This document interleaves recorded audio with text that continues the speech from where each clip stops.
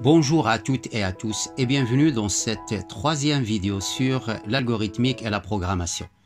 Je rappelle encore une fois que cette partie est parmi les 6 vidéos sur les bases de ce qu'il faut savoir au lycée pour bien réussir les exercices en programmation.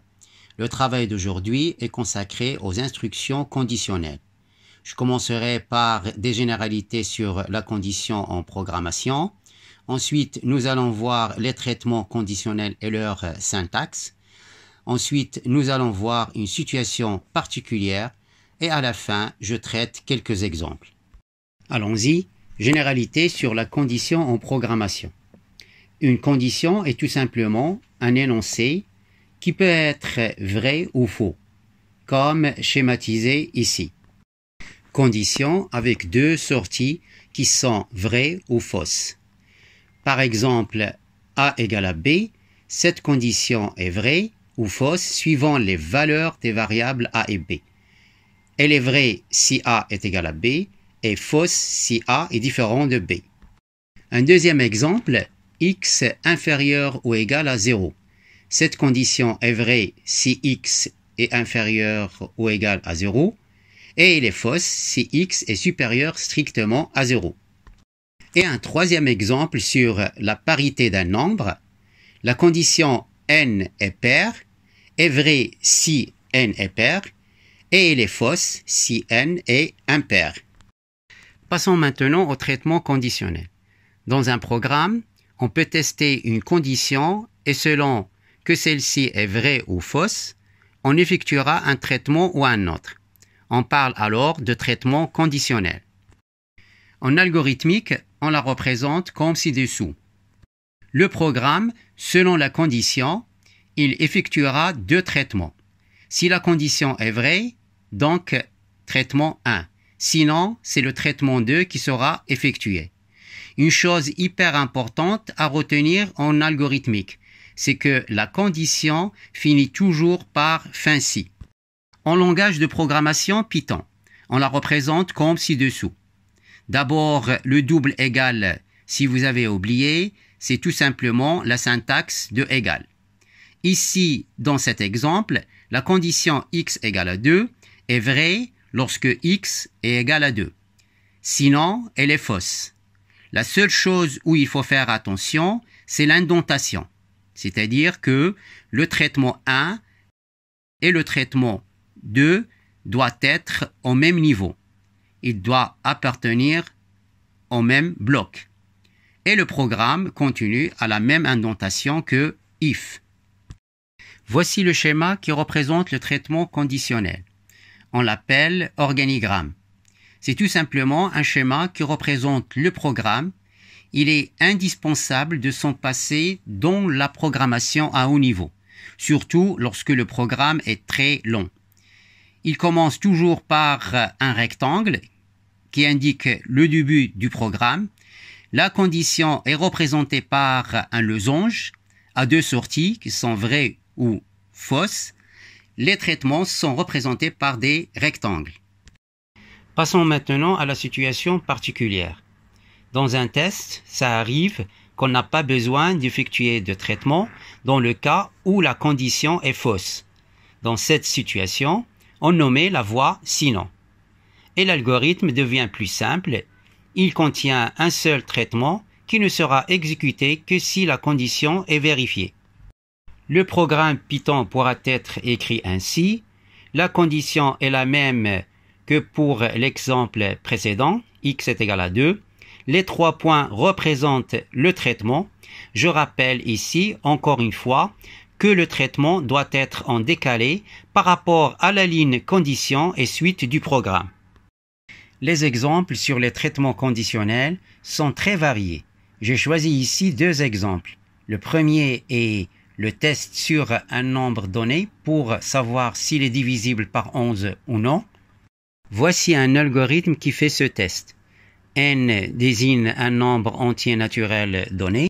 Si n est divisible par 11, alors la variable c est affectée par la chaîne de caractères, ce nombre est divisible par 11. Sinon, elle est affectée du message, ce nombre n'est pas divisible par 11. Il est à noter que dans cet algorithme, j'ai pas considéré les instructions d'entrée-sortie. Je voudrais seulement insister sur les instructions conditionnelles. En langage Python, cet algorithme est codé par une fonction à qui on a choisi le nom divise. Le paramètre de cette fonction est le nombre entier qu'on a noté par n.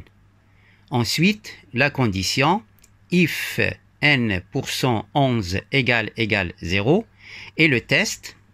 D'abord, ce qu'il faut savoir à ce niveau, c'est que l'opérateur %, dans le reste de la division de n par 11. Si ce reste est égal à 0, donc le nombre est divisible par 11.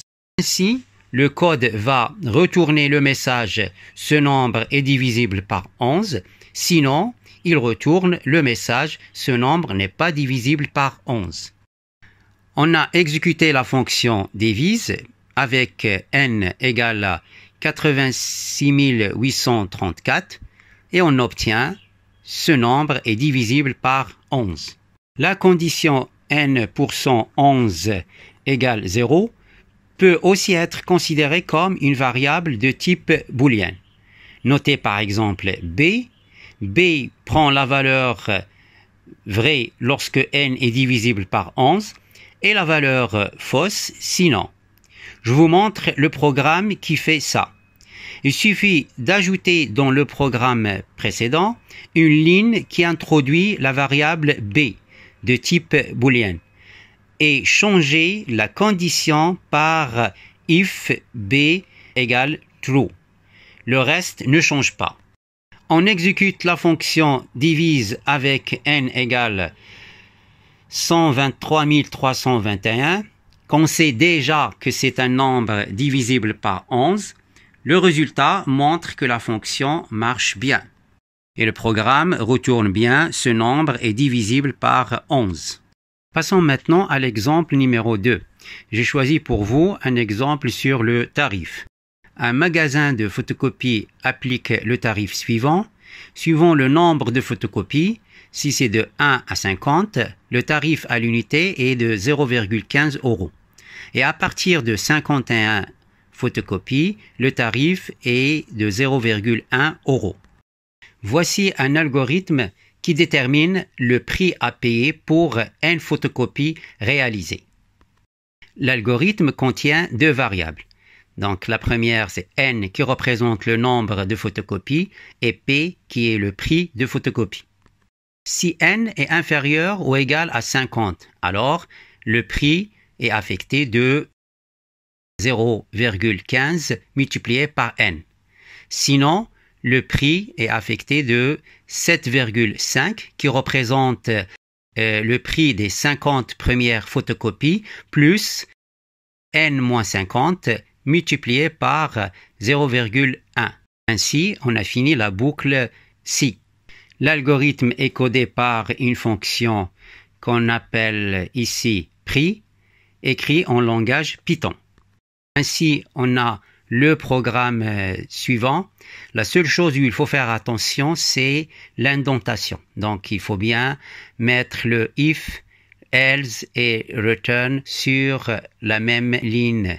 Et les deux traitements p égale à 0,15 étoile n et p égale à 7,5 plus 0,1 étoile n moins 50 à la même indentation.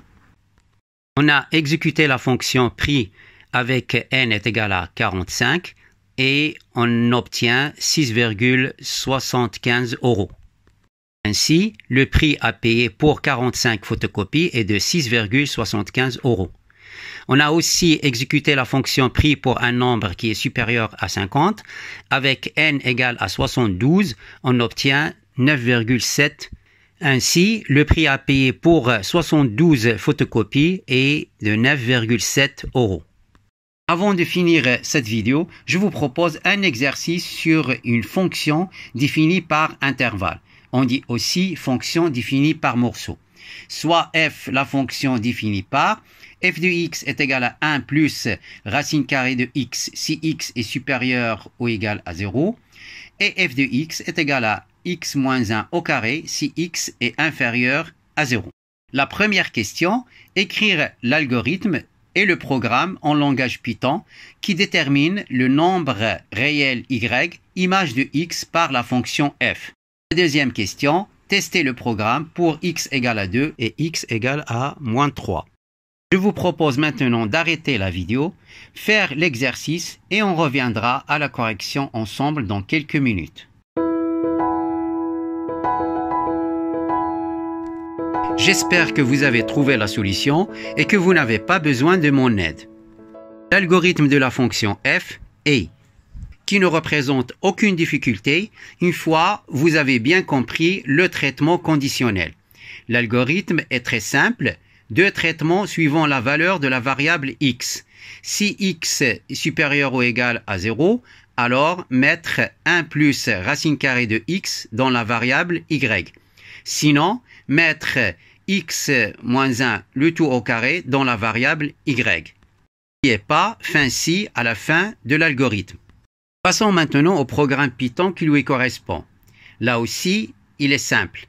La seule chose où il faut faire attention, c'est d'importer au début du programme le module math, car on utilise la fonction square qui est la racine carrée.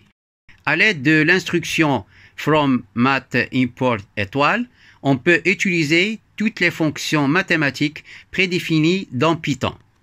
Et il faut faire aussi attention à la syntaxe du carré qui se note par double étoile. Passons maintenant à la deuxième question.